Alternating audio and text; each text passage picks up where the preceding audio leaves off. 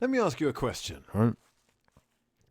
A very simple question. Any football knowledge whatsoever, and you're going to know the answer. Who is the only side? That's right, the only side to go unbeaten in all competitions in Europe's Big Five leagues this season in the year, the beautiful year that is 2020. I will wait. Who is the only team to keep a clean sheet at Olympiacos this season? Say it with me. My club, my manager, unbeaten FC. Unbeaten. This decade. Incredible. This is for the ones who care. What's going on, people? Welcome back to another video. My name is hughwizzy and you're watching 90 More. Back again to talk over the UEFA Cup game last night against Olympiacos. Fraudification squad, love to your mothers. Fraud gang, gang, gang in the building. Hope this message finds you well, because we are in a war. And last night was a battle. A battle in the war, which, even though it isn't done, it's not a done deal yet. Don't we get too cocky about this, but we have put ourselves in the perfect position to capitalise at home. And you could say you've already got 1 foot in the last 16. The first 10-15 minutes we suffer because we didn't do the things that we talked a little bit, and then the execution on the simple things were poor. You know, we had a situation to completely break them and run after them, and we kept giving simple balls away, and it was almost throughout the game, which in many moments didn't allow us to have the continuity that we needed to travel with the ball and play in the opposition half more. Arteta is definitely working, and the results are starting to show. They're starting to bear the fruits of the work that they're putting in. The improvement in effort is noticeable. The players clearly fighting for each other, and they look like they're enjoying that fight. Well, I always tell them that they have to enjoy defending as well. It's a big part of the game, and like tonight, if you get simple balls away, you better run back and get that ball back as quick as possible. But yeah, I highlighted they're playing with a big heart. I see a lot of efforts, a lot of big efforts. And slowly but surely, we're beginning to put together a little run here, which is actually giving me life. Yeah? It's giving me a reason to believe in them and to think that there is actually light at the end of the tunnel. Let's talk about Saka for a second, who I don't think has signed a renewal to his contract, but a serious talent that we have to make sure we secure for the future, as is Martinelli, as is Guendouzi, to be fair. Saka's bravery, his decision-making, and his left-foot delivery is seriously improving us. Absolutely, I'm really pleased the way he's developing. I think he's really pleased the way he's handling this situation, because there's a lot of highlights on him at the moment. But he's still really humble. He's still asking all the time questions. He's always meeting with my assistant, willing to improve. He's a great kid. And he's very brave. He makes big decisions in the final third. He's not someone who hides, and he's got the vision and the ability to execute when the spaces are really tight, which is a big gift. And I have to be totally honest, I was saying throughout the game, I'm really tired of us accommodating Lacazette at the expense of Martinelli's form and pace, or even Aubameyang on the wing for the majority of the game. But you know, that is because when he's not in form, and Lacazette was really quite poor in the night, both in terms of like hold-up play and finishing, it is frustrating to watch until you see the results of the combination of dreams at the end. Aubameyang, Saka and Lacazette combining to give Arsenal a crucial away goal. 2-2 now he's got, so hopefully as well his confidence is actually coming back. But defensively, there's a little bit more about us.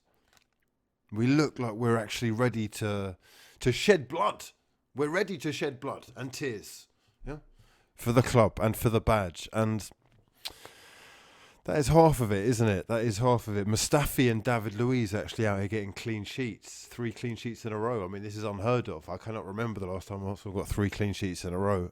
And Socrates back in his homeland, more up for it than ever before, I guess. And he played a couple of roles on the night and worked his socks off. You know, call me crazy, but it's actually got me looking at the league table again. I know it's different competitions, all right, but it's got me looking at the league table and just dreaming, because a couple of more wins on the bounce, a couple more slip-ups from other sides, and we really could be back in the mix again for European football. Confirmed European football. I don't want to say definitely Champions League, but if Manchester City do end up getting thrown out and that place is up for grabs, then you just never know. We're not that far away. Call me crazy. Leno looks like he's improving as well, but creatively, I have to admit, we looked a little short. Mesut Ozil in London with his missus, apparently for the birth of their first child, and Willock really struggling to make any inroads. You'd kind of want him to work because, you know, he's one of us, but his final ball quality and that composure that's needed at the highest level, maybe it's not all there just yet. So, you know, we did definitely miss someone like Mesut, and, you know, I don't want to blame the referee as well, but it was a complete shocker from the referee. Like, the amount of yellow card challenges, questionable sending off challenges that I saw going in, especially on the likes of Guendouzi, were just laughable. And it was like watching a game from the 90s. You know, I have heard people saying that we could have drawn or even lost, but I'm sorry, we've hit the bar. Lacazette's missing about 3 sitters doing his usual thing away from home, and we're playing a side who've scored every home game this season, and they've only lost to one other side all season. So there is something to be said for that. What I knew is because I look at all the stats as well, how they've been performing at home in the last 2 years, and it's very impressive. So I knew it was going to be very tough. It will be a different game at the Emirates. Obviously, scoring away from home is very positive, but the tide is completely open. Realistically as well, the UEFA Cup is probably our best chance, Europa League, whatever, it's probably our best chance of getting back into the Champions League, isn't it? So this is a massive boost towards actually achieving that goal. But looking at the other sides, you know, Wolves look dangerous under Nuno. Inter Milan are flying under Antonio Conte, and it's going to be a bumpy ride if we do end up going all the way. Incredible atmosphere. I think you guys should be pretty proud of what you have, because we have fantastic atmospheres in the UK, but this is at least as good or even better to many stadiums. Let me know who your man of the match was in the comment section below, and if you think you're actually seeing progress under Arteta. Has he actually left City at the perfect time with all the stuff that's going on there? You know, they're not the flavour of the month, are they, really? And they're making the headlines for the wrong reasons. And he's got the chance to really build a historic legacy at the Arsenal. He's going to need a transfer window or two for sure, maybe 3 or 4, to get rid of the ones that are really quite poor. But it would be interesting to hear from you guys who you think we should be bringing in and who isn't going to survive under the hammer. Does that make sense? Do you know what I mean?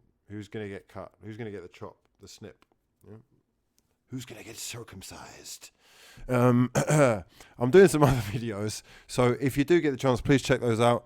There's fraud scene investigation coming this week. There's Football Manager for the nerds. There's food review. It's an Excel spreadsheet, isn't it? It's fun, but it's a spreadsheet. Be realistic. There's food reviews coming because, you know, why not? And I've been thinking about reviewing stuff for a while now, so I think we're just going to start with that. There's a podcast in the works. I'm just putting the final touches to the master plan. And yeah, if you've got any other video ideas of stuff that you'd like me to do, you know, maybe there's someone you want me to interview and I might be able to make it happen. Follow me on Instagram. The DMs are open. Leave a comment in the comment section below. Subscribe if you're new. And drop the video a damn like if you breathe oxygen. But for now, my name's hughwizzy, and this has been a lot of fun. Peace, people.